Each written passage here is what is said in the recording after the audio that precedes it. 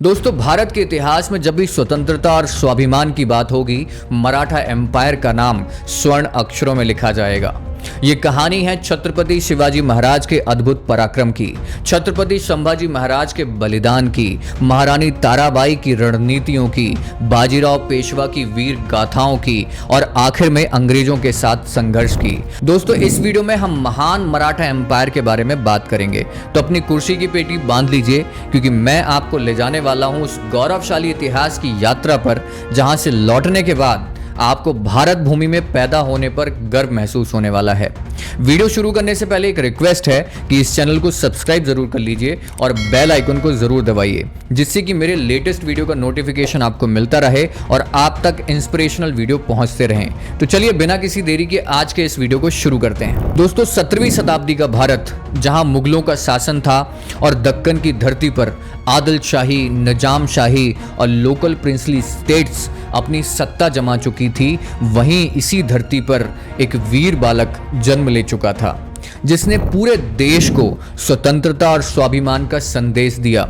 वो थे छत्रपति शिवाजी महाराज। माता जीजाबाई का एक सपना था कि उनका बेटा स्वतंत्र हिंदवी स्वराज की स्थापना करे। इसी शिक्षा के साथ शिवाजी महाराज ने अपने पिता शाहजी राजे की देखरेख में रणनीति, युद्ध कौशल और राजनीति सीखी। 1674 में रायगढ़ के किले में शिवाजी महाराज का राज्याभिषेक हुआ और यहीं से एक नए युग की शुरुआत हुई। 1680 में शिवाजी महाराज के स्वर्गवास के बाद उनके वीर पुत्र संभाजी महाराज ने गद्दी संभाली, लेकिन यह समय इतना आसान नहीं था। मुगल बादशाह औरंगजेब ने मराठाओं को मिटाने की कसम खा ली थी। संभाजी महाराज ने अदम्य साहस से लड़ाई लड़ी, लेकिन 1689 में उन्हें मुकर्रब खान ने संगमेश्वर किले में कैद कर लिया और कई यातनाओं के बाद संभाजी महाराज शहीद हो गए।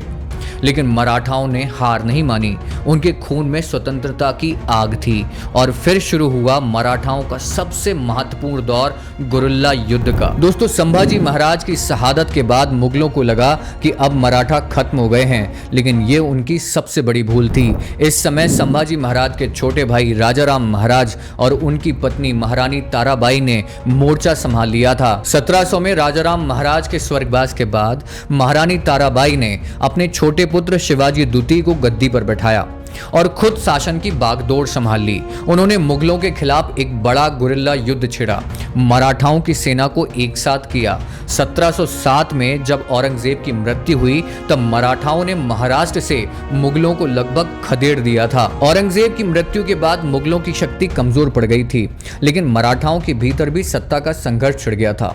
एक तरफ महारानी ताराबाई थी, जो शिवाजी द्वितीय को राजा बनाना चाहती थी, और दूसरी तरफ संभाजी महाराज के पुत्र साहू जी थे, जिन्हें मुगलों ने कैद कर रखा था। 1707 में मुगलों ने साहू जी को मुक्त कर दिया ताकि मराठा शक्ति आपस में बढ़ जाए, लेकिन साहू जी ने युद्ध किया और आखिरकार 1708 में छत्रपति बने। यहीं से मराठा प्रशासन में पेशवा का युग शुरू हुआ था।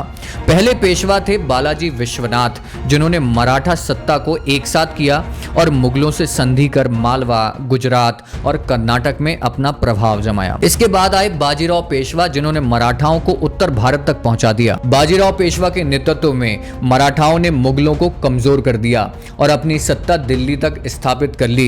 लेकिन 1761 में पानीपत की तीसरी लड़ाई में अहमद शाह अब्दाली से घमासान हुआ। सदाशिव भाऊ के नेतृत्व में मराठाओं ने अद्भुत युद्ध का कौशल दिखाया, लेकिन खाने और बाकी जरूरत की चीजों की कमी और कुछ रणनीतिक भूल के कारण मराठाओं को हार का सामना करना पड़ा।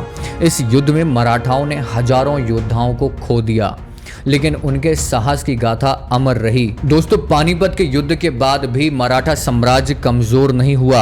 उन्होंने अपनी शक्ति दोबारा इकट्ठी करी और अंग्रेजों से दो बड़े युद्ध लड़े, लेकिन 1817 में तीसरे मराठा अंग्रेज युद्ध में अंग्रेजों की कूटनीति और आधुनिक हथियारों के आगे मराठा शक्ति कमजोर पड़ गई।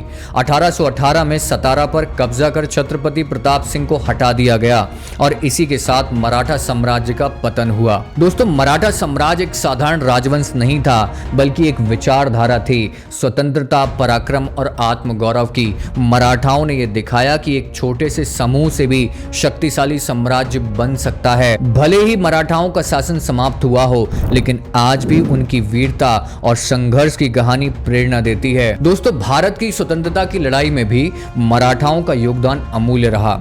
आज जब हम अपने देश की स्वतंत्रता और गौरव की बात करते हैं तो हमें छत्रपति शिवाजी महाराज, छत्रपति संभाजी महाराज, बाजीराव पेशवा, महारानी ताराबाई और हजारों मराठाओं की कुर्बानियों को भी याद करना चाहिए। दोस्तों, उम्मीद है कि आपको ये वीडियो पसंद आया होगा।